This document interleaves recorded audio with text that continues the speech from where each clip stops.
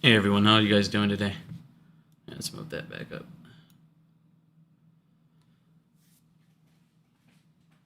Hope everyone's having a good day today.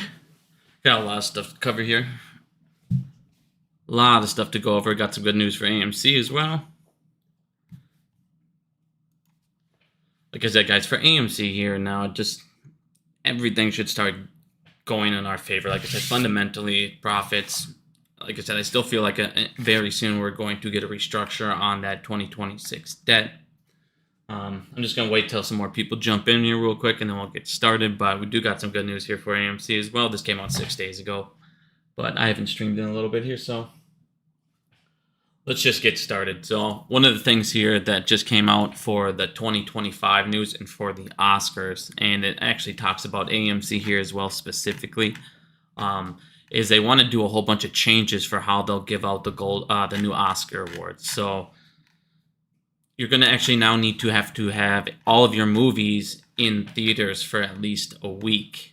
So, people like Netflix and all these streaming services, if they want to even have any chance at these awards now, they're going to have to put their their movies out in theater to even qualify. So that's very, very good news for, all theaters, but it says here, talks about AMC here as well. So this is a very good news for all of us. Like I said, this is going to make them there was like Ricky Stenicki for like Amazon Prime. I think that would have killed it if that would have went to theaters. There's a whole bunch of movies like that where they're like, hey, just come get us. Well, if they want any of these awards here, like I said, they're going to need to start moving these to theaters. Also, they're not going to, movies that go to drive-ins, they're not going to qualify. They need to go to specific big theater cities as well, which AMC's in all of those theaters. Like I said, this is going to be bad news for Netflix. So if they want to qualify for these, they're going to have to put out these movies in theaters for at least a week minimum to qualify. So again, more good news for AMC, more good news for all theaters, and more good news for box office. And this starts in 2025. So news for 2025 is going to get even better. So again, you're going to have releases that were going to be just for streaming will now go into theaters because they want to qualify for these awards as well. And then on top of that, it talked about actors and things like that. Actors are going to want to make sure before they sign on these movies with Netflix, because actors make more money when they get these awards. So when they go ahead and sign with Netflix, they're going to, and all these streaming services to do a movie, they're going to want to make sure, hey, this needs to be in theaters as well. And I want, to get a little bit more because it'll make more money at the box office as well, which makes it so Netflix has to pay more for these actors. So it's good for the actors, it's good for the theater industry, and it's great for everybody at the box office. So this is very good news for all of us. So you should see a lot more movies released in 2025. Now, this month is the month, you guys, that I was telling you we should just destroy this month. Apes have already arrived on horseback. If you haven't planned on seeing it, go see the Planet of the Apes. Early screening. Just put that out here. Let me see here. Just announced it. They got early screening here. Like I said, it's May 8th. Same day as earnings. We're going to go over that as well. I'll try and go live that day. But like I said, this month, we should end up killing it. It should be $1 billion box office. I really believe that, just to show you the coming movies this month. You just had The Fall Guy come out. They just had the Star Wars come out too. So that'll add another, not like insane amount, but it'll add another 10-15 million at the box office, so that's still nice. You got The Fall Guy, Saw the TV Glow, I don't know what that is. I'm not going to talk about those ones. You got Kingdom of the Planet of the Apes, like I said, early screening on May 8th. Back to Black. If movie, like I said, this If movie will kill it. This should be easily 100 million at the box office. Planet of the Apes should easily be over 100 million at the box office. I think The Fall Guy should easily do 100 million at the box office. Plus, easily all of these should do easily 100 million plus at the box office. You got Strangers, Chapter 1. This should do pretty good here. I don't think it's going to be 100 million at the box office globally, but still adds up. And then Frozen, Mad Max. This should definitely be 100 million plus at the box office. Garfield, easily 100 million plus at the box office. And when I say 100 million plus, I expect these to easily do 150, 200 million, each one of these. especially Garfield. The thing about Garfield, I think Garfield's going to destroy it. I think this will be your $250-300 million movie because it hits everybody. It hits all ages, and that's why Barbie was so successful, because it hit adults, it hit kids. Garfield will hit kids, it'll hit adults of all ages. So I think this will end up being the best movie of the month here, box office wise. But like I said, just looking at those movies alone, the box office this month should kill it. AMC's price should recover. And like I said, going forward, we should start to get into profitability. 2025, they already predicted us to be profitable. And now you're going to add all these new movies that were only going to go to streaming. So again, great news for AMC going forward here. A lot of people, they also announced another Fast and Furious in 2026. Now, I know that's a year out, almost 2 years out here, but it's showing you that the content is coming, and AMC's already cut out all of the middleman. They're cutting down their expenses. They cut down their credit facility. They're cutting out their deferred rent. So all these extra expenses that were millions and millions. On top of that, if you guys haven't seen, they've added the shop now. The shop now, they said they want to start getting super into merchandising. Where's my name? Why is apparently I'm either their website's lagging or I am, what the hell is going on? Well, as soon as their website loads here, I'll show you guys, but they added a whole bunch of merchandise things.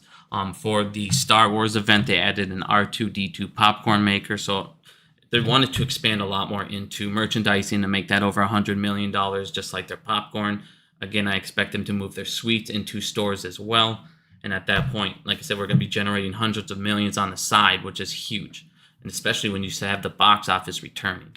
Apparently, it says the site can't be reached. I think the shop's down right now. So, of course, when I try to show you. But as soon as that's back up, if it comes back up, I'll refresh. But like I said, going forward for AMC, there's so much great news going forward. The fact that it's the price that it is, like I said, it's absolutely laughable. The lenders are clearly showing they want to work with us. Nobody wants to do Chapter 11. Nobody wins at this point. So again, they want to extend that out. We'll get a deal done here pretty soon. But again, great news for AMC with this Oscar awards. Again, it helps with the box office. So a couple things I want to get into here real quick before I start. I want you guys to listen to this clip here. The question that is asked to this guy. So this guy is basically the head of the economic advisors to Joe Biden. So this guy basically tells the president, everything on economics, things that he thinks that would help the economy and all this stuff. Now I want you to listen to about a minute of this idiot. This is truly insane, the type of people that we have running our country, and I'm going to get into what this is leading into. This is insanity. The next thing here. Why does the government even borrow? Well, again, some of the... So again, the question asked this guy was, if the United States can print money, why do they borrow also? Stuff gets some of the language that some of the language and concepts are just confusing. I mean, the government definitely prints money, and it definitely lends that money, which is why the government definitely prints money, and then it lends that money by selling bonds. Is that what they do? They sell bonds. Yeah, they sell bonds, right? Since they sell bonds and people buy the bonds and lend them the money. Yeah, so a lot of times, at least to my ear with MMT, the language and the concepts can be kind of unnecessarily confusing, but there is no question that the government prints money and then it uses that money to So basically, the guy that is the head advisor to Joe Biden has no idea how the government works, has no idea how the economy works, does not understand why the government borrows money when it can print it as well. And all he can say is, yeah, we do print money and then we do borrow it. And, it's really confusing language. Do you understand the problem here? You have somebody that incompetent. This guy needs to be in a retirement home, and this guy needs a pudding cup in his hand, and he needs to. The fact this guy is advising the president on the economy is showing you exactly why we are where we are today. This is unbelievable that this guy is this stupid, and he's the head of all of this entire. Like I said, this blows my mind that somebody this uneducated at how government works can advise the government on how to do things with the economy. I mean, this is a clown show. So what does this lead to? Well, of course it leads to fraud. Why wouldn't it? You have idiots, you have incompetent people, you have people that are too old, like Biden himself, who have dementia, and they're easily controlled and easily pushed around. Well, what does that lead to? It leads to fraud. Of course it leads to fraud.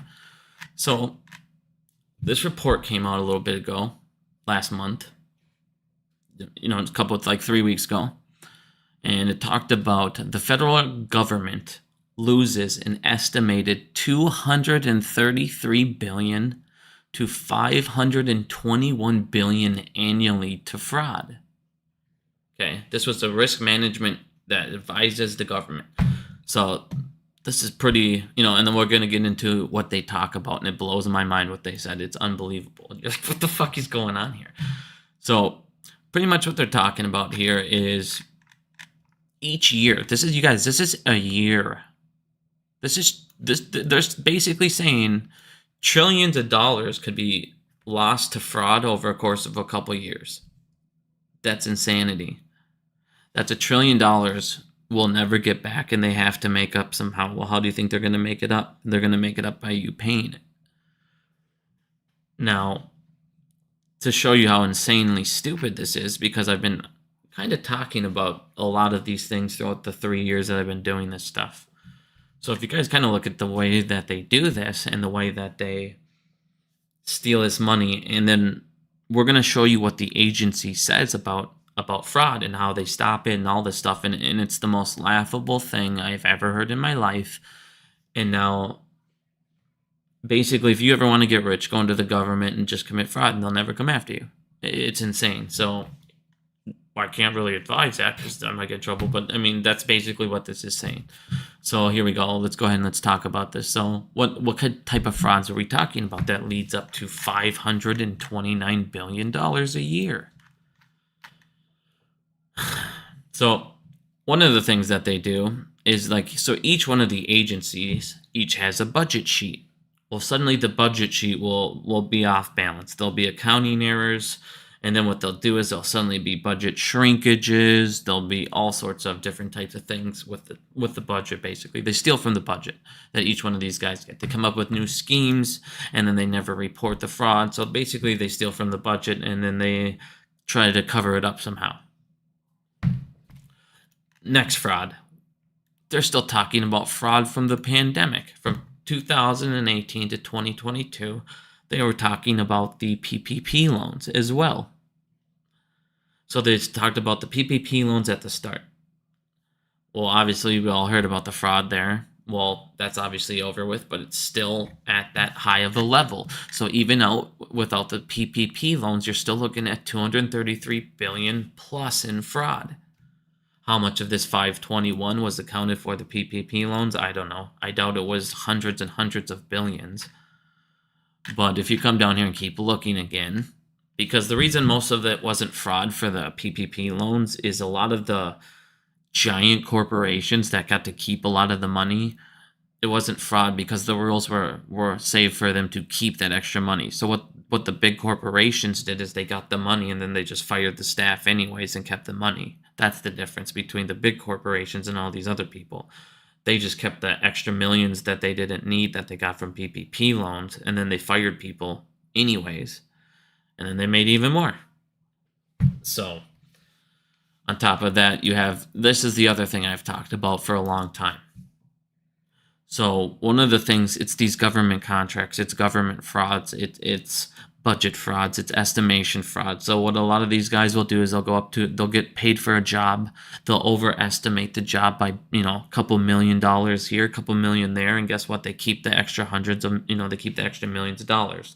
Well, when hundreds of people do this over and over and over, that's hundreds and hundreds and hundreds of millions, and starting to get into billions and billions and billions. So what a lot of these people do when they get defense contracts, they'll say, hey, we need this much money. And suddenly, we overestimated by all this money, but they don't give the money back. They overestimate by this much, they keep the money, and then they suddenly tanks and all this stuff go missing. Inventory will go missing. That's the other thing they do. Oh, we bought this, we bought these tanks, we bought 25 tanks, but then they go look in the inventory and only 15 tanks are there. That's the other fraud, they say. Well, we bought all these, but then the inventory never comes, and then the people that, are doing the accounting right away are involved in the fraud. They say that 15 or the 25 tanks are there, and then by the time that first guy gets fired, guess what? The next guy comes along and the tanks are missing, and suddenly it just gets reported, hey, we're missing these. Oh, where did these tanks go? They went up and they just drove themselves off the fucking lot, and they just drove into a river. Duh. So continuous types of fraud, and on top of that, it comes down to all these new frauds, the emergency spending frauds, the new emergency spending programs. Basically, every time they say there's a new program that comes out, it just gets frauded. Now, I want you to listen to this next part because it is unbelievable. So they talk to the agency. They talk to the agency and say, what's going on here? What's your guys' method? Now listen to this. This is the stupidest thing I've ever heard in my life. So they talk to these guys, and these guys are the guys who give the information to the people to go after people. Okay, so they collect the data, they see the implications, and they'll go give it to the authorities to say, hey, here's the information, here's the people doing it, go after them. So then they talk to them and they go, well, does that happen often? Do you guys go after them that often? And listen to what this says. So 521 billion is gone, and they ask him what's going on, and he says, well, it's hard to know the exact amount of fraud that's available because most fraud goes undetected. Okay, most fraud goes undetected, he says. Now listen to this next part because it's real important. So after he says most fraud goes undetected, he says, we don't really go after people. We focus on preventing fraud. So then he says right here, preventing fraud up front is what we focus on. We don't really try and chase it down and recover the funds that have already gone out. So once it's gone out, we don't really go after it. Once it's gone for good. I'm going to say that again. Preventing fraud up front is what we focus on. We don't really care about the other stuff. Rather than trying to chase it down and recover the funds that have already gone out. It's so much more cost effective to do the upfront approach. We just like to, if we catch you, you're in trouble. But if you get away with it, we're not coming after you because it costs too much money to come after these people.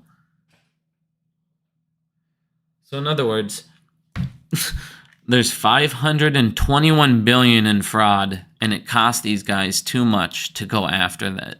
After the money that's lost, they'll just let that go. It's just, oh, sorry.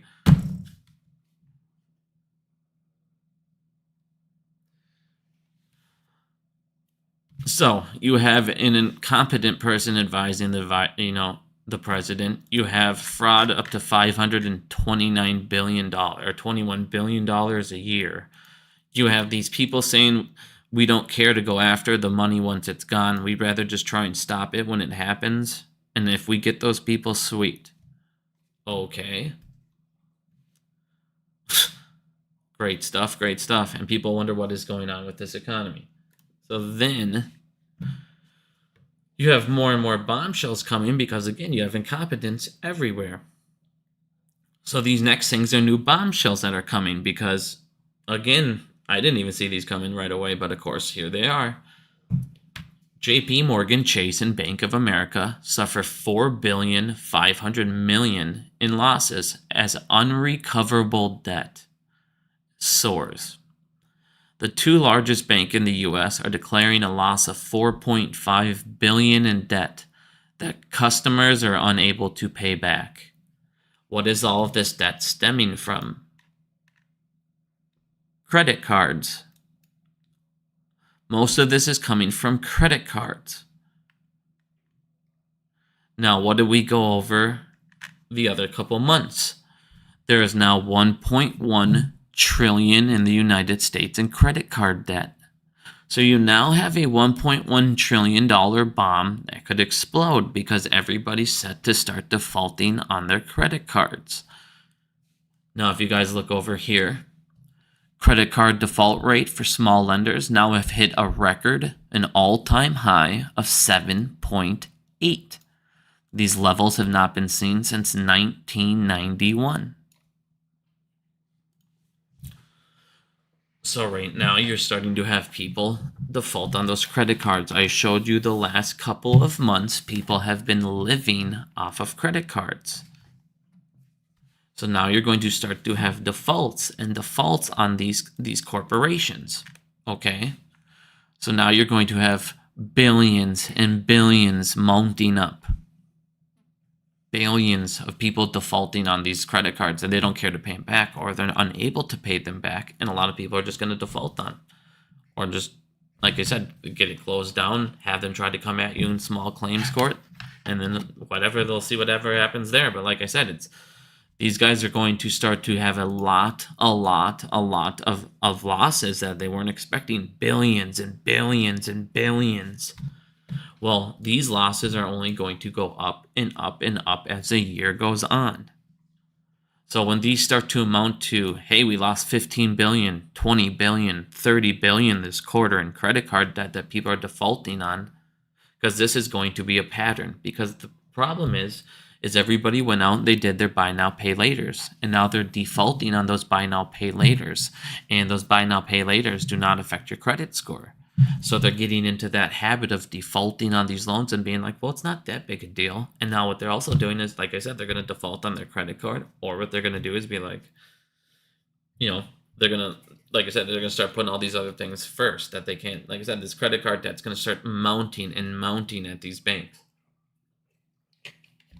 Well, on top of that, I want you guys to look at this because this is insanely important. This is crazy. And the numbers just get to a fucking point where you're like, what are we doing here? Like, what the hell are we actually doing here? So this came out 2 days ago. Which, I already talked about this. I was going to, talk a little bit more about this next time, which we'll talk about more about the numbers this time. But so these banks now have trillions and trillions and trillions of dollars in off-balance sheets and hidden stuff that we're going to get into in a minute. Just to put this into perspective, some of these banks in 2007, what they did is they moved 80 billion in assets into off-balance sheets. And at the time, most of these people were leveraged around 16 to 1 to 17 to 1 when it was reported. Well, after they moved those 80 billion of assets to the balance sheet, next thing you noticed, most of these banks jumped up to 48 to 1 leverage, or 53% higher than what they actually reported. Okay, so most of these banks, most of these people aren't even reporting half of the amount. That's insanity. And that was in 2007. It's only gotten fucking worse. Okay? Now, this starts to talk about JP Morgan Chase. Okay? Everybody wants to sit here and talk about, every time I talk about corruption, financial crimes, anything like that, JP Morgan Chase is always involved. If you want to do some type of, drug thing, anything like that, they'll be more than happy to help you out. If you're a blacklisted client, they've been charged with it all. They don't care. They'll do whatever you want if they can make money off you. They're literally the biggest criminal organization in the world. Well, one of the things this talks about here is it talks about Jamie Dimon, talks about all this stuff, which we're going to get into in a second. But one of the things it also talks about that a loophole, a Ponzi scheme that these banks are doing, like the JP Morgan Chase, to get away from this stuff, is they're called letterhead firms, as you guys can see here.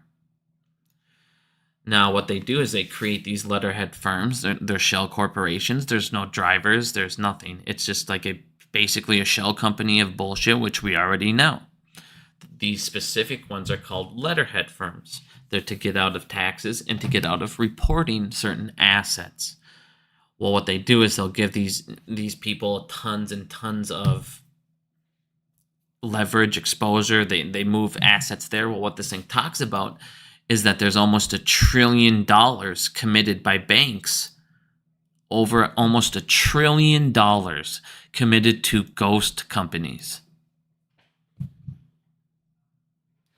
I mean, if that's not the most insane thing you've ever heard, there's ghost companies that JP Morgan Chase has $1 trillion in commitments to. Fake companies. Some of the risks that make JP Morgan Chase dangerous cannot actually be seen by looking at its balance sheet, because the positions that give rise to them are not included on them.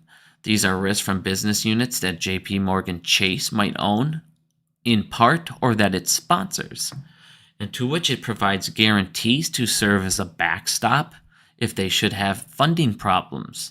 These units might be full-flown subsidiaries, or they might even be mere letterhead firm vehicle firms without any drivers that are established for legal or tax reasons only. The bank's commitment to these units almost amounts to almost $1 trillion. But the potential liabilities of these banks are left off their balance sheet. Now, this is extremely relevant to the financial health of JP Morgan Chase. Now, I'm going to show you guys some more stuff because it gets even fucking more insane here in a second. So you have $1 trillion committed to subsidiaries and ghost companies. What the fuck? These guys are getting tax credits. Like I said, they give them tax credits on all this amount of money. But if you guys come look over here, JP Morgan Chase, as I showed you last video, held $3.227 trillion of off-balance sheet. Now listen to this real quick. Of that $3.227 trillion, $528.5 billion is undefined and marked as other. To put that in perspective, $528.5 billion is the size of the asset of the 7th largest bank in the United States. JP Morgan has a column that is defined as undefined and other. It is $528.5 billion. It is equal to the amount of the 7th bank in the United States total assets. That is unreal. The public has no idea what the $528.5 billion of off-balance sheet at JP Morgan Chase is made of, or what kind of risk it even presents. In JP Morgan Chase, as I showed you guys two videos ago in their 10K filing, which I pulled up and showed you, $3.875 trillion was their total assets. $3.227 trillion is what they have off balance. That means the bank is harboring $7.1 trillion at a bank that has admitted to 5 criminal felony counts since 2014, and how many acceptance, waiver, and consents have I showed you from them since then? Now it goes down and talks about Jamie Dimon's stock sales for the first time in his lifetime. And it talks about, and we get an update here on the endgame rules as well. So this is a big update. JP Morgan Chase off balance sheet is a huge reason why. You can see the banks are trying to, they're trying to delay the bank capital increase to 25% in the endgame rules. Jamie Dimon is huffing and puffing against the capital increase, and Jamie Dimon is holding all of these private meetings with bigwigs in Washington. As we went over before, I kept on showing you how Jamie Dimon, here's an article from a while back as well, here's a new one. Jamie Dimon has private meeting with Biden bigwigs as he faces more criminal charges. So again, he continuously goes behind the scene, throws his money and his weight around in his too big to fail ability, and he demands these guys let him get away with his corruption, his greed. There is no bigger financial terrorist in the United States, or terrorist in my eyes in the United States, than Jamie Dimon. He is a complete criminal in every single way, shape, and form, and he funded the Jeffrey Epstein Island. His bank funded Jeffrey Epstein Island. He claims to not have known, but there's an email talking about a meeting with him and big snacks in quotes. Now, he was unable to go to said meeting, but of course, did he find out what big snacks was? All sorts of things. Again, let's keep going back to facts instead of me talking about other things as well. So now he's sitting here having all of these private meetings with the bigwigs in Washington, demand that they lower the capital requirements from 25%. Because again, if you look at the stats, if you look at his numbers, JP Morgan Chase will go under. JP Morgan Chase will die from the endgame rules. That's it. It will be the end of them. Jamie Dimon, the amount of their ability, their all of this will completely change. JP Morgan Chase is over leveraged like you've never fucking seen. They have shit we don't even know about in the sum of $528.5 billion that they just mark as other. What happens if these are swaps from AMC? What happens if these are swaps from GameStop? What happens if these are swaps from COS? Now, the reason I bring those up is if you've noticed, the meme stocks still kind of going in the same synchronicity. You had all three, COS jumped. It wasn't just GameStop, it was COS. AMC had a little boost. Now, AMC's boost wasn't near the other ones. But again, I believe that AMC also is still doing a little dilution, why we're over the 330 range, 320 range. And I mean, I told you guys to expect that when we saw the filing that they only sold 41 million of. Now, either he's going to sit on that money because we don't really need that money right now. AMC has enough to watch the box office explode and watch the price recover, because fundamentally we should have an amazing, amazing quarter. Now, when we go back to this,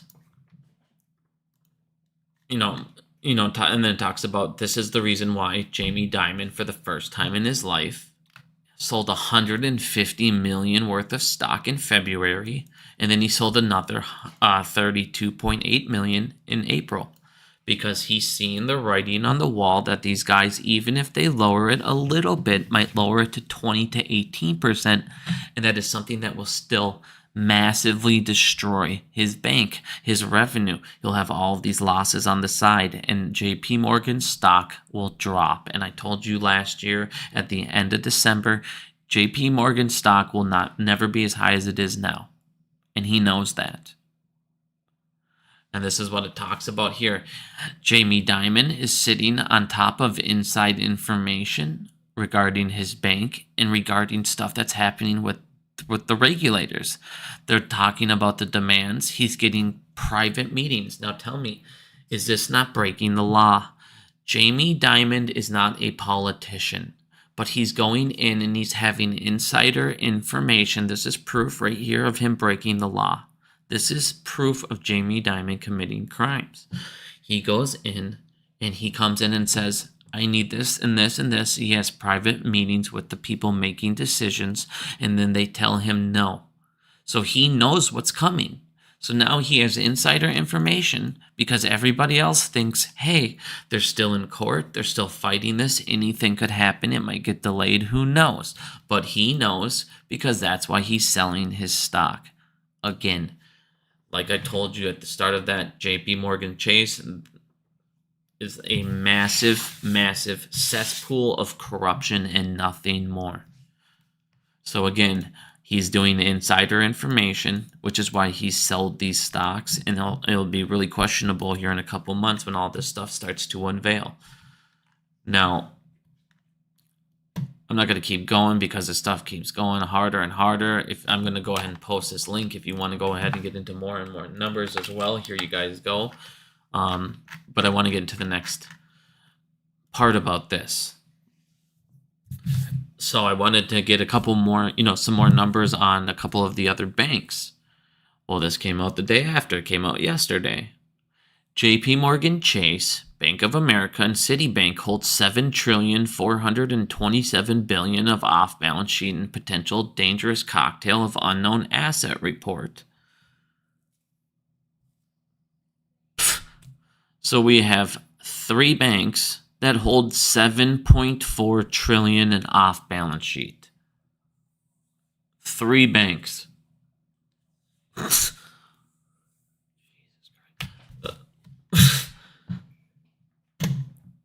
What? As we went over, JP Morgan Chase holds 3.2. Bank of America holds 1.6. Citibank holds 2.6 trillion. More than other banks, Citigroup held offsets of balance sheet in part to hold down its capital requirements. So Citigroup is known to, again, they did this in 2008. You put as much on the off-balance sheet to get under capital requirements. But the problem is now when the endgame rule comes, it's going to take a lot of these assets or a lot of these things that they don't have to, report on, and they're going to have to start to report on them. They're no longer going to be off-balance sheets. They're now going to be on-balance sheet items. And that's going to screw them, because suddenly they're going to all be in the 25 percentile. They're now going to be showing losses that they actually should be showing, and their stocks are going to go down. And again, now do you see why I said he sold? Now do you see why I said these endgame rules are such a big deal? Because they will literally fuck them up. Despite zero evidence that large U.S. banks are undercapitalized, the endgame rule would unjustifiably and necessarily increase. This is what they're saying. This is what Jamie Dimon says. Despite zero evidence that large U.S. banks are undercapitalized today, the BRICS proposed the endgame rules it would just make unnecessary increased requirements for 20 to 25% for us large banks. It's not fair. It's just not fair. First of all, there's evidence everywhere. We just showed you evidence. You guys are again, you're over leveraged like 60 to fucking 1. What's the problem? Who cares if we're all over leveraged 60 to 1? It's not a big deal. You're over leveraged by the fucking hundreds and by the trillions, you fucking loser. What's the big deal? Like I said, these guys are fucking. I hate these fucking losers. Like, we literally let the bank mafia run the United States. And it blows my fucking mind to see this shit. Like I said, this guy is freaking out. He knows all these fuckers are over leveraged because he's on, well, if you look at our balance sheet, no one's over leveraged. Well, if you look at your off balance sheet on top of it, the fuck you're not. You guys did this shit in 2007. Again, you guys, listen to this. This is exactly what they did in 2007. And guess what? 2008, they blew up. They're doing the same shit. And what do we always say? These guys aren't intelligent. They just do the same thing, and then it blows up and history repeats itself. And then they hope we're too fucking stupid to figure out why it happened and why they're getting a bailout and why we have to pay for these fucking banks to be criminals. We're paying for banks to be criminals. It's a fucking joke.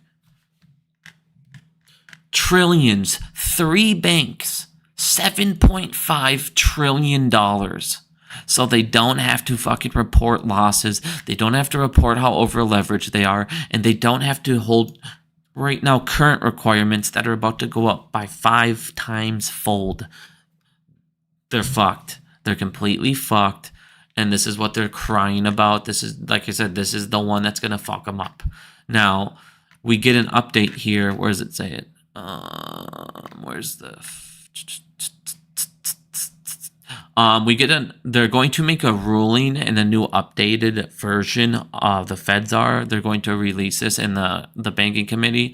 They're going to release a revised one in August. I don't know why I don't see it. Maybe it was on the other sheet.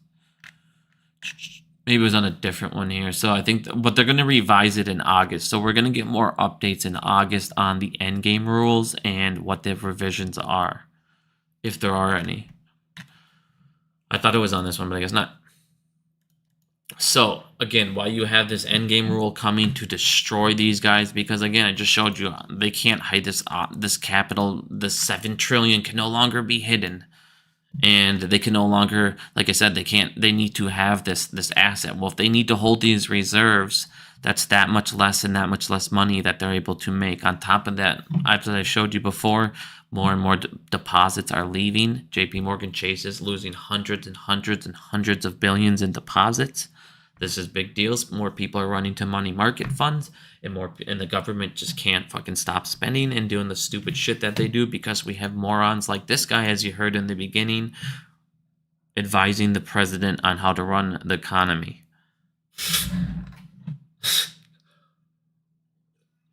The guy that doesn't even know why we print and borrow money.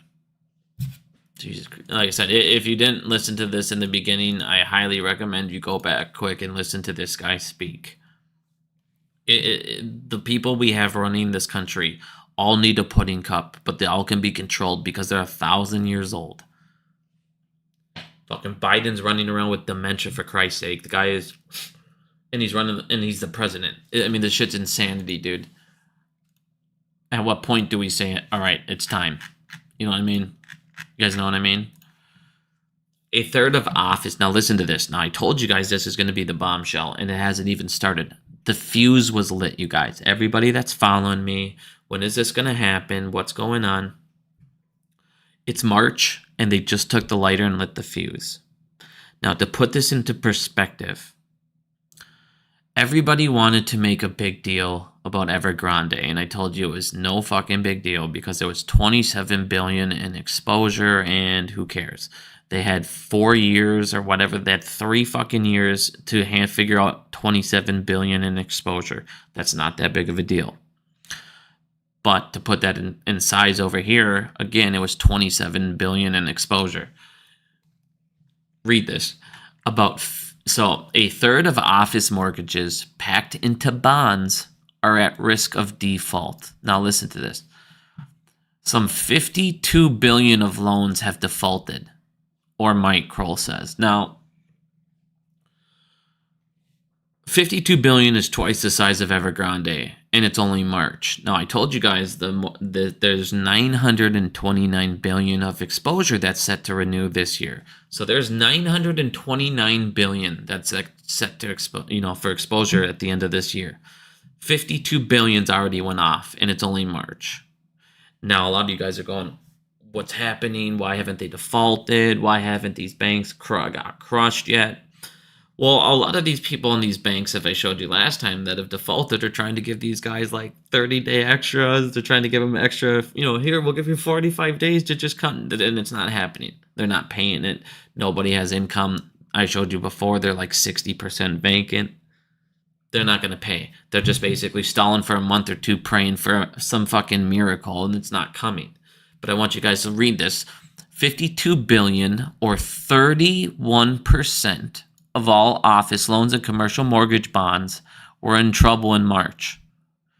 That is up from 16% a year ago. So it's doubled from 16 to 31%.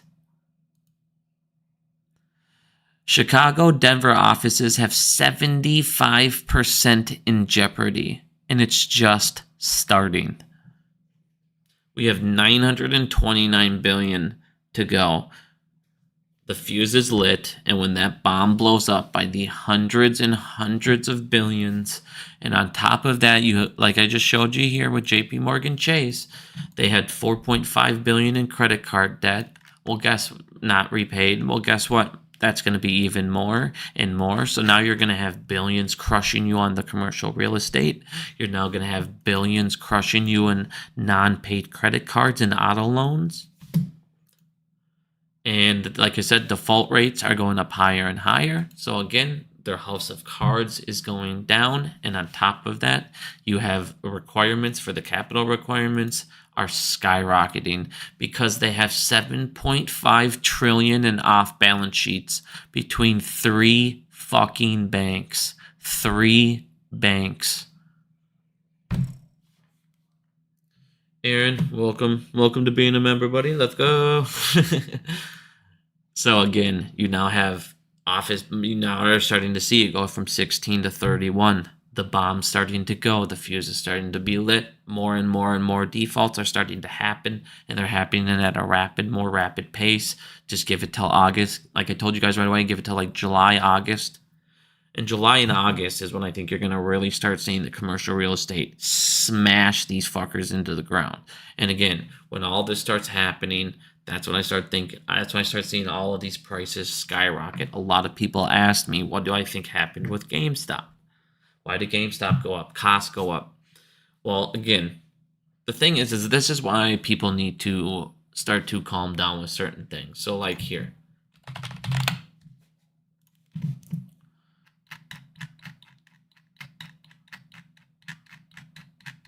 Right.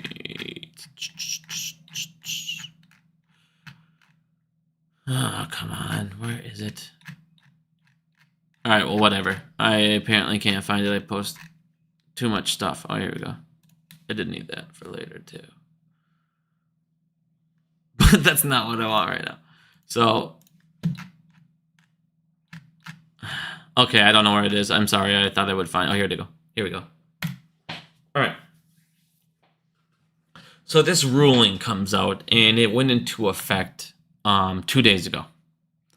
It went into effect on Tuesday. There's all these people going, whoa, nothing happened Tuesday, you see, nothing happened. You guys, we've shown you guys in multiple things where these guys, so what happened is the haircut came for cryptocurrency, 100%, you can't use it for collateral. Well, everybody expected Tuesday, oh my God, something has to go on Tuesday, or it's all just another everybody blowing shit up. Well, no, what ends up happening is Tuesday comes, these guys get a margin notice. It's not like us. These guys get these margin notice, and they get leeway. It's not like me and you. They get their leeway, so they're like, hey, you got like 48 hours. We'll give you 48 hours to catch this up. You need to get new collateral, and you need to get new this. Or you need to cover positions and make yourself, not so leveraged. It is very simple. And then, or, it could have been something as easy as somebody kind of covering, because the CAT system's, starting to come up live very well as soon.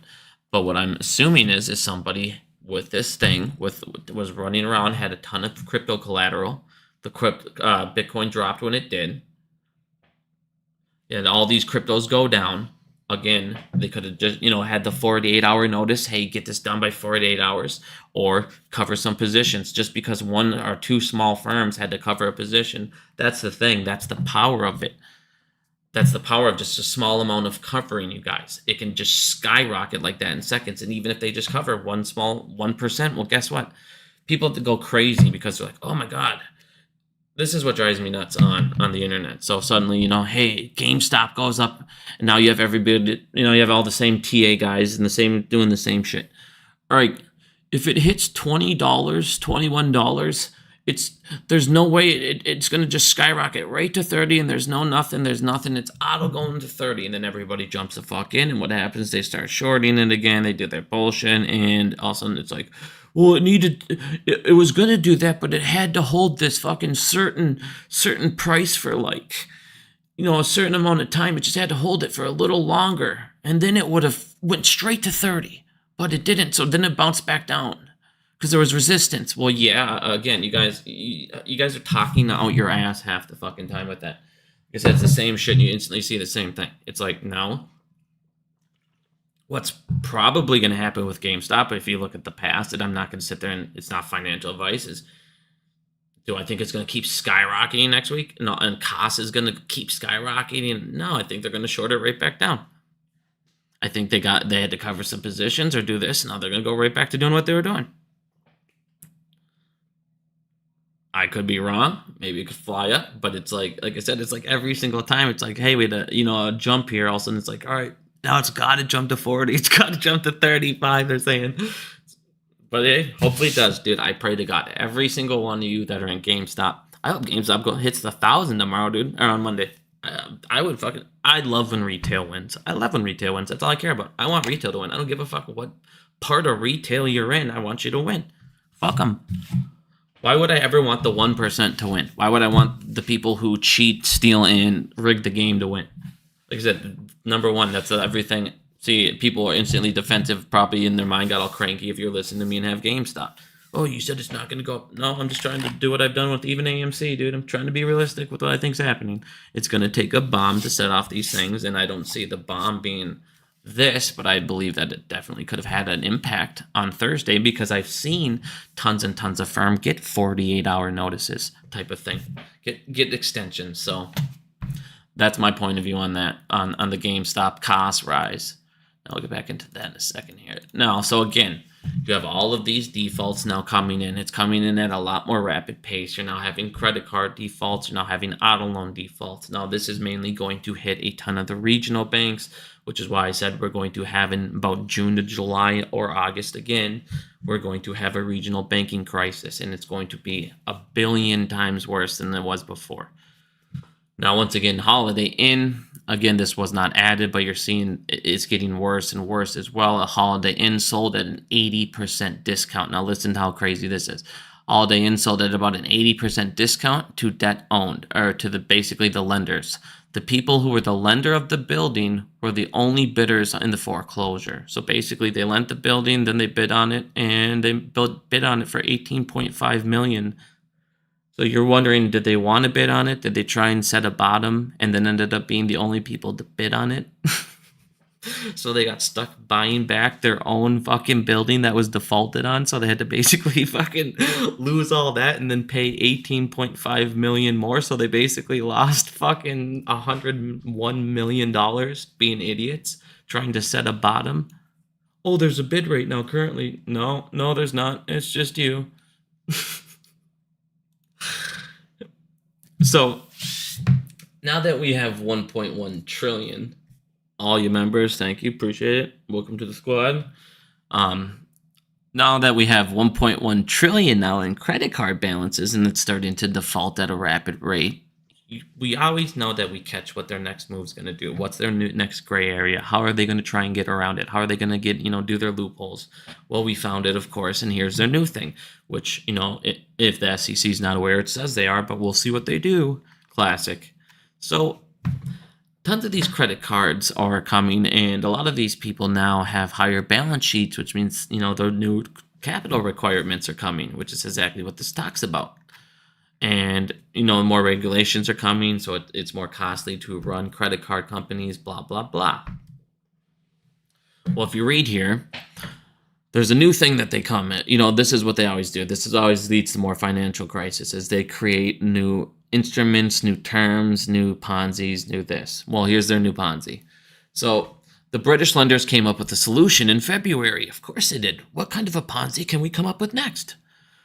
Well, they sell 1.1 billion of credit card assets to private equity firm Blackstone. So now they're going to private lending. You now have banks going to shadow banks. Think about this. You now have banks going to shadow banks to dump their assets. That's how fucking desperate they are. Okay, so if I don't want these assets, I'm going to a shadow bank, giving it to them. And then you're going to see what happens then. But how desperate are you? This is how they're going to try and hide assets. You guys, think of how fucking scary that is. Think of how risky that is. Think of how big of a bomb that is. What happens if something happens to Blackstone and now he has that 1.1 billion of yours in assets that you're lending him, that we'll get to in a second? He can sell your fucking assets out from under you. Didn't think of that, did you? So if you read on about this, what they're doing is, here you go. So they sell 1.1 billion of card assets to private equity firm Blackstone, part of an ongoing financial agreement. It's an arrangement. It allows Barclays to collect fees for servicing the loans, but not have to hold them on its books. Oh, crazy. And now that Blackstone has the fucking assets, it gets to generate high yields from for insurance clients. Yay, because it's got the fucking assets. Cool. So in essence, Barclays is renting from Blackstone's balance sheet. Okay. As capital rules are getting tighter and tighter, banks have to exit certain businesses or basically give them to non-rival banks So now instead of going, all right, well, we're going to, again, they're losing more. Things are getting more and more costly for banks. It's getting harder and harder for them to keep doing their bullshit. And now they're going to shadow banks to keep up their bullshit. So now they're partnering with those rivals in ways that benefit both parties, even if it's unclear how regulators might react.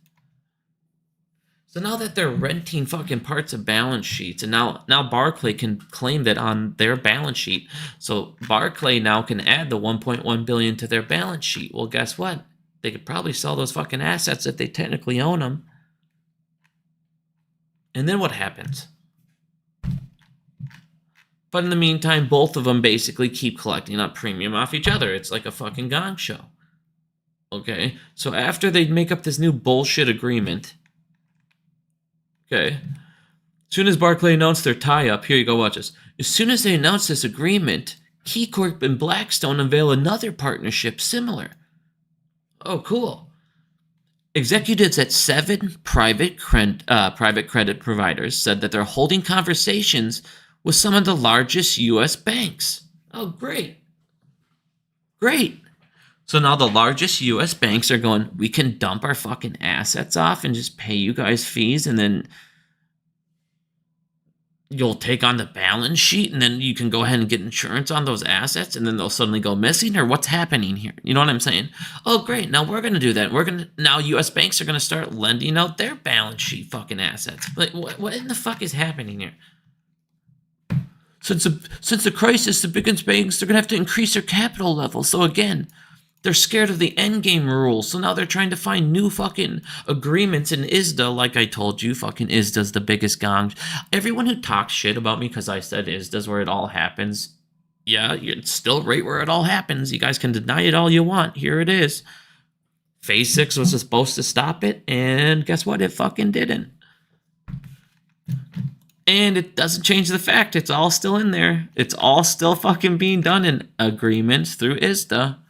Financial arrangements, agreements, fucking hand-to-hand shakes. Bullshit, it's fucking a joke.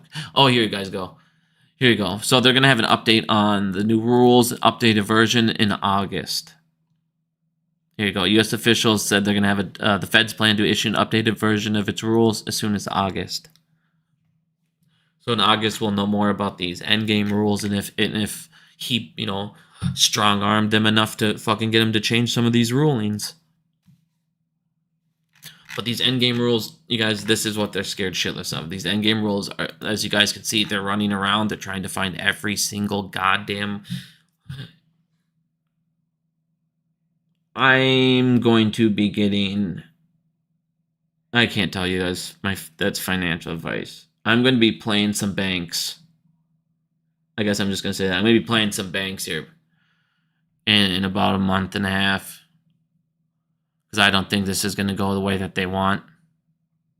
And Jamie Dimon selling those stocks kind of shows me that. So I'm going to be doing some things with banks, certain ones.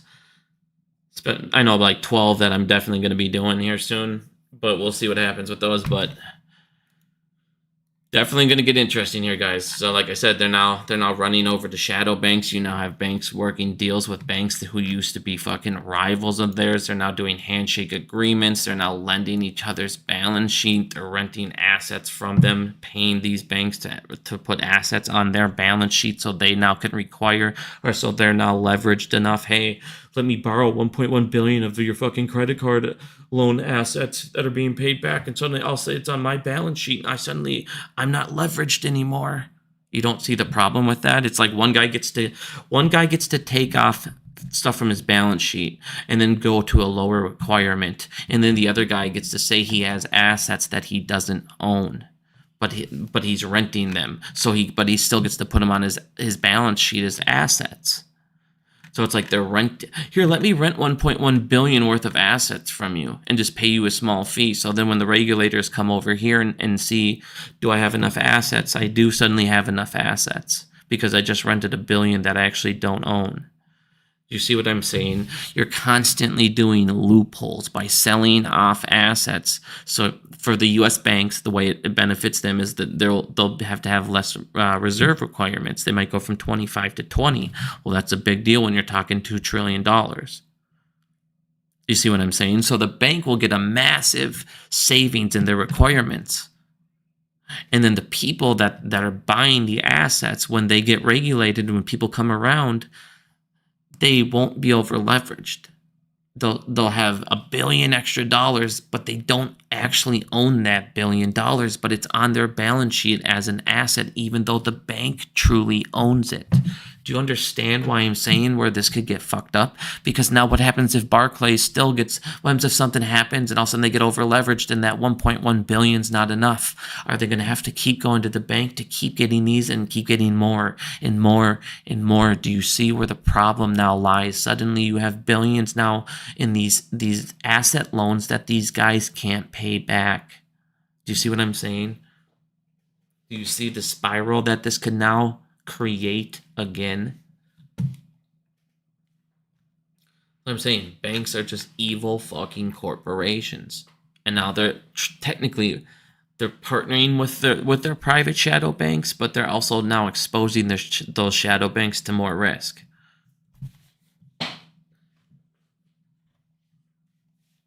So once again, more bullshit.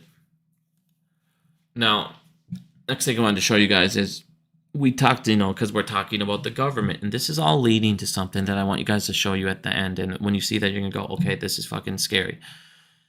If you guys look at the Federal Reserve's losses, last week I told you it'd be at about 160. It's actually at 168. So every week the Federal Reserve is adding $9 billion plus to their losses. So in a couple months now, we're going to be over 210 billion in losses. Now, a lot of people will be like, who cares? They could print that. Yeah, you can print billions more and keep adding to inflation just to pay off your own fucking what you didn't make, or you can wait until you're back to generating cash. But if you look at the way it is, there's nothing that's going to reverse right now that's going to make the Feds continue to turn it around. There's nothing in sight. It's going to keep burning and keep burning and keep burning. So this is just going to keep getting worse and worse and worse and worse. Everything that's making them lose is still happening. So on top of that, their biggest problem is again, I showed you guys this last year, 7.6 trillion is going to have to be renewed on the public debt. Well, that's going to have to renewed at the brand new rate. Okay, so now that you're going to have to renew that at the brand new rate, again, Treasury, everything's going to skyrocket some more because it's going to get riskier and riskier and riskier to buy these debts. More and more countries are looking over. I already showed you they're losing interest. It already went down 9%. That's a lot. Other countries are looking over saying the United States debt is too risky to buy. And it's going to get very, very, very interesting here in a couple months. I'm going to show you something here at the end. And it's going to be like, what the fuck? I see, like I said, there's always a downfall to all these superpowers, and it always ends up becoming greed, corruption at the top that's never ever fucking put in check. So what's going to happen at the end of this year? I've already went over this. At the end of the year, or by the end of next April-ish, we're going to have 1.7 trillion in interest payments a year. That's insanity, you guys. That's freaking ridiculous. That's more than everything. That is our number one expenditure, is going to be the interest on our debt. Well, guess what? In 2025, even more, another it was like 8.6 or 8.2 million or trillion more gets renewed again.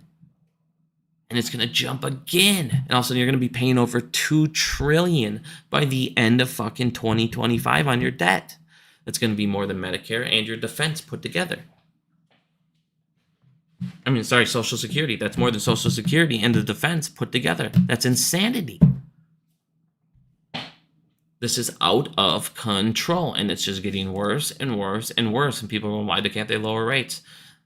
The economy, the deficit's getting worse and worse and worse and worse. And what's going on now?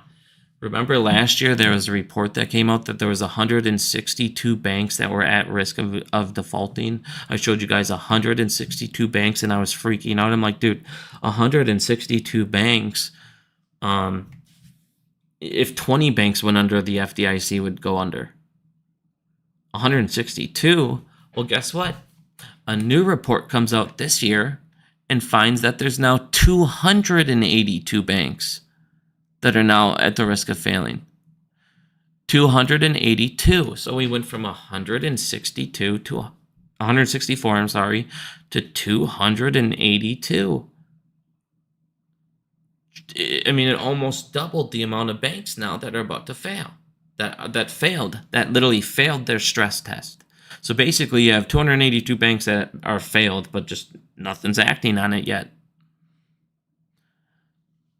Like I said, they're either close, they're basically close to insolvent or are insolvent. That's pretty fucking scary, man.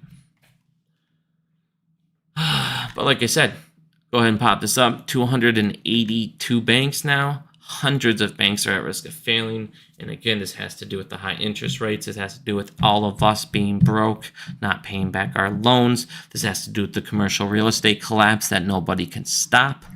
Like I said, guys, you will have a bank failure this year in August. You will have a bank crisis in August.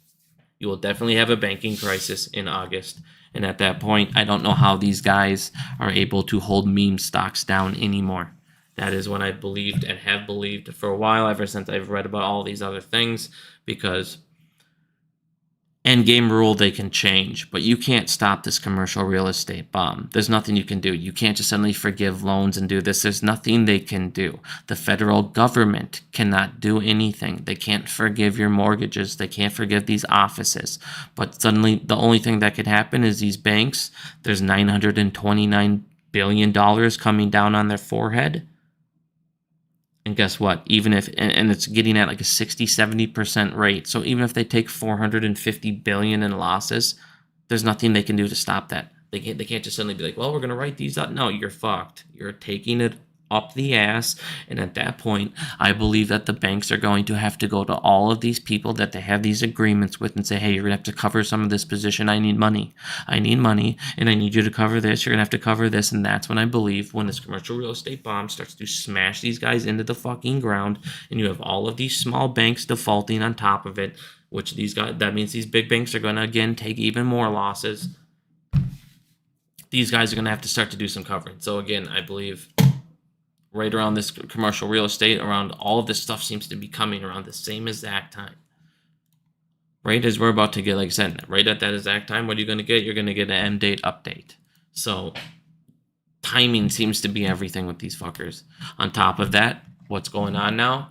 You have an increase. I told you guys to start watching the federal discount window. People will run there, and then when that gets to about 25 billion, 20 billion, that's when you're going to see your banking crisis, because they're going to pick their banks that they want to save. And when they've picked all their banks they want to save, they're going to let the bomb start to go off and let it fizzle out and try and do whatever they can to slow it down. But right, like he says, focus on smaller banks. You're now up to 6.7 billion this week. That is up a 27% increase. And again, you're seeing these come faster and faster and faster, which means more people are going to be running to these default windows. So when you start to see the default window jump by billions and billions and billions, that's when it's, all right, guys, time to get your popcorn ready, because shit's about to pop in a month or two. Not even that long, probably a month, couple weeks. We've already had our first bank collapse of the year. U.S. regulators synced the lender, First Republic, and they sold it to Fulton Bank. So you've already had a bank collapse this year. They kind of kept it under the wraps a little bit. But again, they went ahead and sold it to another bank because the FDIC, again, is underfunded. And the FDIC is not going to be able to stop this contagion. They're not going to be able to fix it. They're not going to have the deposits for everybody, which is why I told people, get the fuck out of there, dude. Get out of these banks. They're going to end up using your deposits to cover it. They're going to have to. And it's a fucking joke. So again, if you guys, I can't stress this enough, like, get the hell out of these banks, you guys. Get the fuck out of these banks. Get out of these banks that are going to go down. Another problem that the United States is having is, like I told you guys, we're losing all of our full-time jobs. And if you guys look here, where are the full-time workers? Percentage change from a year ago, as you guys can see, we're now negative. We're dropping. Full-time jobs are dropping and dropping and dropping. It's now, as I showed you guys, people with two part-time jobs are at an all-time high. Everybody wants to talk about job growth, but the problem is in job growth, as I've showed you at the chart about 3 months ago, it's all government jobs. So you're either getting government jobs, fast food, or not enough for people to make a living off and pay their bills. So again, the economy is getting worse and worse and worse, which means these guys who are rich in these firms are going to have less people investing in them. On top of that, you're going to have less people buying your product, which means all of these guys, again, are going to have less and less and less and less, revenue. And on top of that, they're going to keep firing and firing and firing. Well, here's the problem. Eventually, you can only fire so many people before it catches up with you. You can only fire so many people before you suddenly start to affect product and your company and everything else. So again, we're on a very, very, very bad path. And on top of that, what's this lead to? Less taxes, less revenue collected for the government. Well, that's leading to our deficit, which is growing and growing and growing by the quarter. Well, here's the problem. Breaking, the U.S. economy adds 175,000 jobs. It's below the expectation of 238,000. So that shows you less companies are coming up, less jobs are being added than expected. So we're having job growth, or we're having slow on job growth. Well, on top of that, they say unemployment rose to 3.9, which was more than they thought at 3.8. Well, one of the things that they also did is lied to you about those numbers, because if you look over here, what they didn't tell you, the gap between employment to population ratio, which has been essentially flat since 22 and its pre-pandemic trend, is equal to a whopping 5.8 million people missing from the labor market. Now, suddenly you have 5.8 million people missing from the report, and if you actually account for the 5.8 million people missing from the report, the unemployment rate is actually not 3.8. It's anywhere between 6.5 and 7.7, depending on which way you want to look at the survey. So if you look at the survey here, here's all the methods. So, like I said, no matter what, if you look at the true data, it's actually more around 6.5% to 7.7%, depending on which way you like your data. So again, they lied to you. Unemployment is twice as high as it actually is. Now, one of the things that is, I thought interesting, why they sit there and say, hey, we added 175,000 jobs in April. What they also don't tell you at the same time is there was 111,850 job cuts this month. Okay. So why they sit there and brag about, well, we added 175,000 jobs. Well, you also got rid of 111,000 of them. So you actually only added about 45,000 jobs, but you don't want to tell people that. Do you see why, say your government hates you? They lie. They make everything always seem so peachy. Oh, well, we added 175,000. You also lost almost 112. So you added 53,000 jobs, really, but you lie and stretch it to, well, we added 175,000. No, you really didn't. So, again, more bullshit lies. It's all they do. And then what do they end up doing? They're going to revise the data here in a month or two anyways after they've lied to you about that. So this is the thing I want to show you guys, because at some point, well, here's another reason why, if you haven't known, another thing here. If you look over here at the chart, and it's really weird. So if you look over here at the chart, disability skyrocketing. Now, is this COVID related? Is this just boomers retiring? What's going on? But of course, these guys are, again, not being reported as well. But what's going on with disability again? So now you have disability go up and unemployment fly up. And they say we're not in stagflation, we're not in a recession, we're not in anything, because we'll lie about our numbers to say that we're not. When in reality, you've been in one for quite a while. So again, government's a fucking scam, dude. And I wanted to show you guys this, because this is actually the most infuriating thing about this entire video. And this is when you have to talk about revolution. And I'm dead serious. This is when you need to start to talk to people about a fucking revolution, because this is when the United States no longer works. A story in two-part. Here, let's look at this graph. The 1% of U.S. earners now have more wealth than the entire middle class for the first time in the United States history. So for the first time in United States history, the 1% now has more money than all the middle class.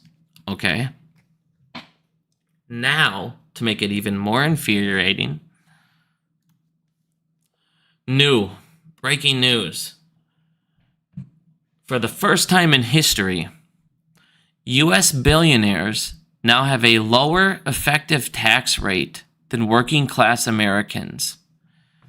They now, if you look at the chart here, they now pay 23% taxes, while me and you pay 24% taxes.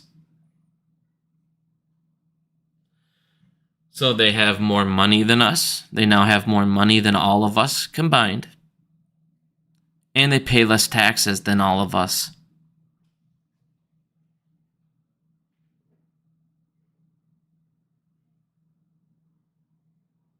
This is when the United States no longer works. You now have slavery in the 1%. You have the 1% that has more assets than all of us. And again, they now, for the first time in history, pay less taxes than all of us.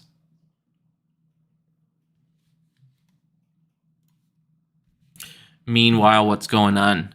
Nancy Pelosi has already made $3.86 million in the stock market so far this month. Guys, it's 4 days in. It's May 4th, and she's made $3.8 million on insider information. This is more than 20 times her annual salary. And it's only 3 full days into the month. And guess what? We're closed right now, or she probably would have made more.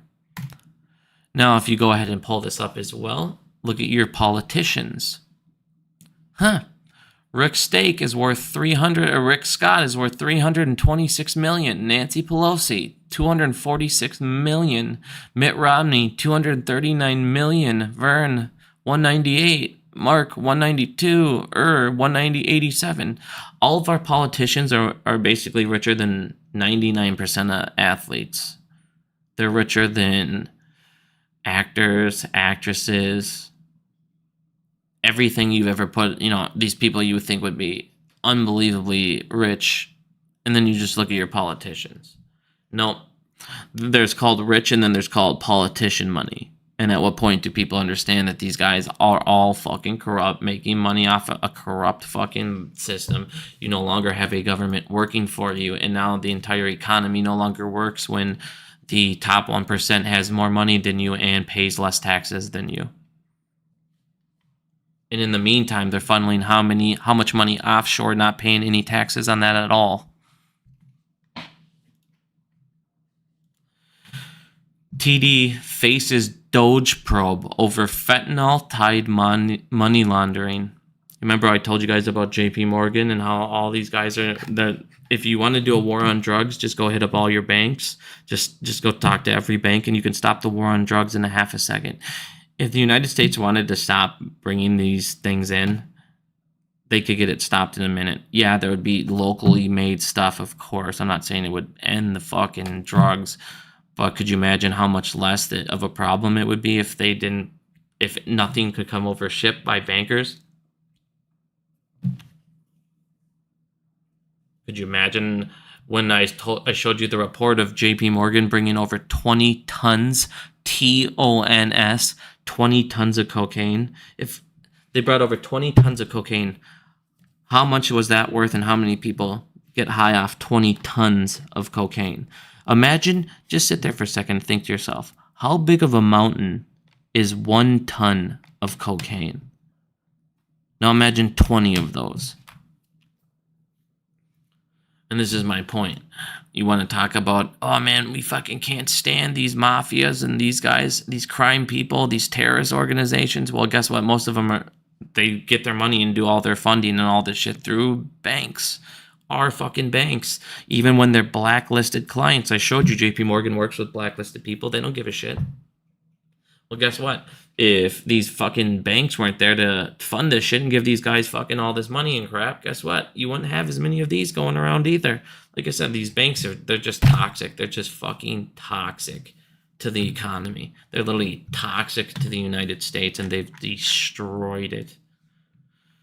Why aren't people revolting over what our government is doing? They take nearly half of your income and then proceed to waste basically on junk. They throw it away on themselves, on funneling it to themselves and giving it to people that are old as fuck, can't pay attention. And then again, I showed you have over 500 billion a year in accounting fraud and in fraud because no one cares. No one holds them accountable. And then when you ask the agency, they say, preventing fraud up front is our focus. Rather than chasing it down and recovering funds that are already gone, we don't care about those. We just try to stop it up front. Well, if you don't stop it up front, so you're telling me $529 billion got away and you're not worried about getting it back? You're not worried about getting it back? That's yearly. So $1 trillion went missing and you don't care about it? You're just like, man, fuck it. Flowers from December. Thank you. I appreciate that. Baby Bigums appreciates that. Due at the end of July, right at the beginning of August. Man, I'm so excited it's getting there. Couple more months, man. Couple more months. He was kicking a lot yesterday. I was really excited because it was that night too. We woke up at night. It was like 2 a.m. He was just going he was going crazy. I can't wait. I can't wait to meet that little guy. But again, if you look at 1775, the American Revolution started at 2% tax. Now you look at this 2024, we're at 23% tax, up to 40% if you look at, every other thing they tax you on. You're talking about your home, everything, more, property tax, everything, going down the list.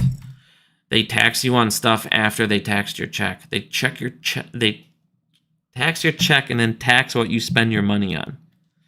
So basically, they're taxing everything. Everything about your check is taxed. multiple times. Up to 40%.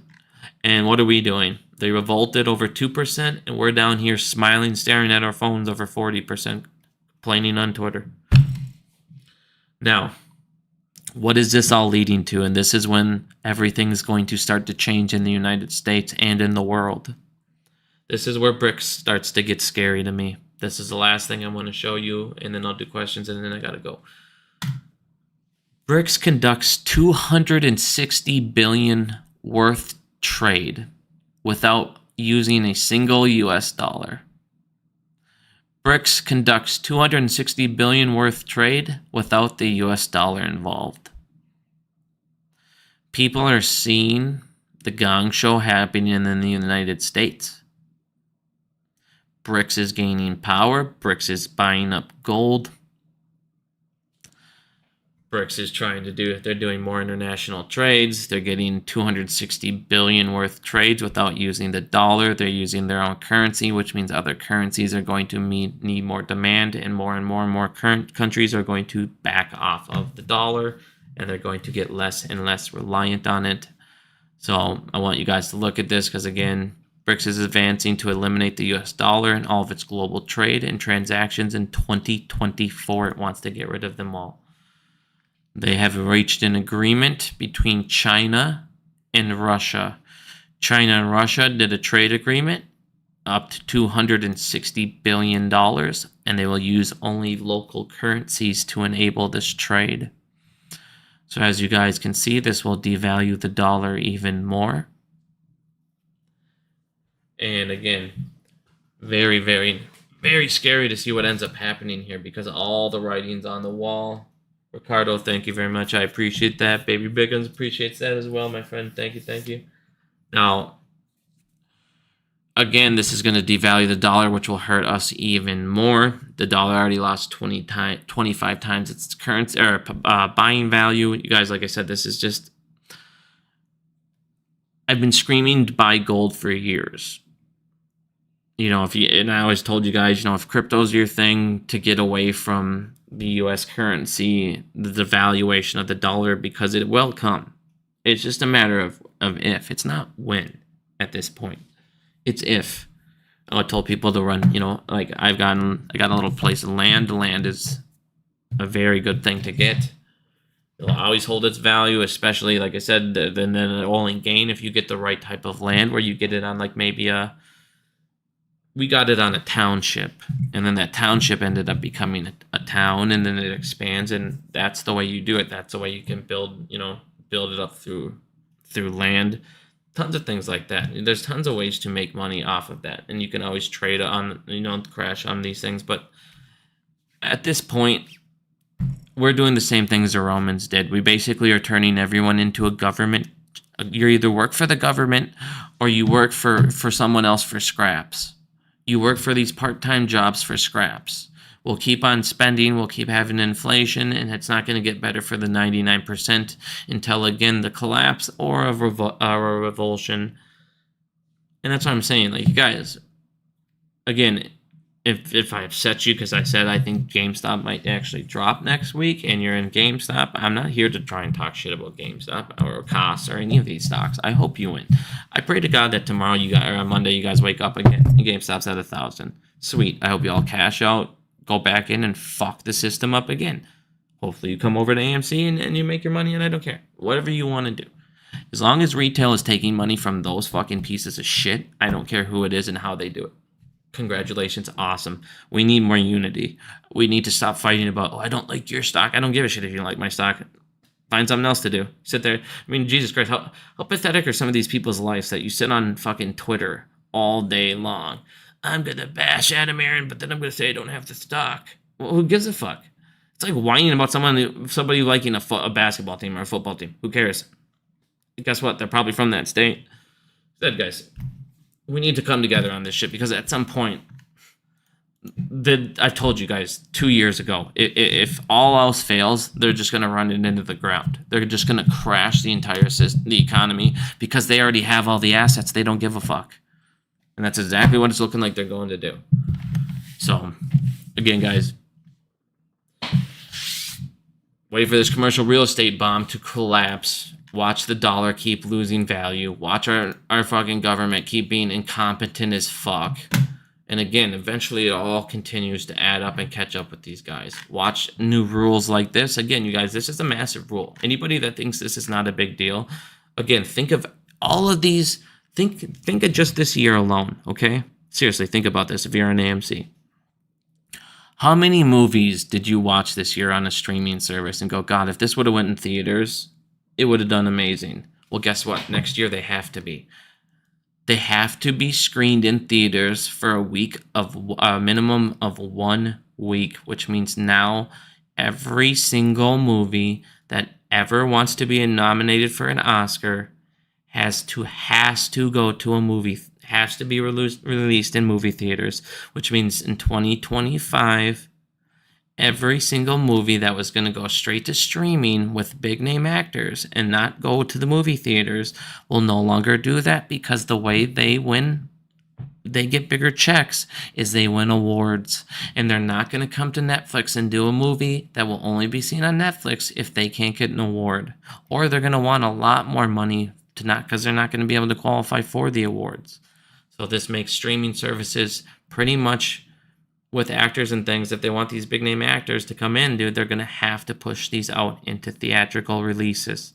And it wants to extend the theatrical window as well, as you guys can see. So it wants them in there longer as well. So again, this starts in 2025. And this is amazing, amazing. The Academy Award qualifies 2025 for the Oscars. Sorry. So again, this is massive, massive news for movies. This is massive news for AMC. Again, it even talks about AMC specifically. Tons and tons more people will go to the big screens. Many more movies will be getting more time in theaters and the chance for audience to see them on the big screen. Again, they'll be in there longer and more. So again, as great as 2025 was supposed to be a month ago, 2025 just got better, because a lot of movies that haven't been announced yet that were going to go straight to streaming will now go into theaters. Again, 2025 just got a lot more content.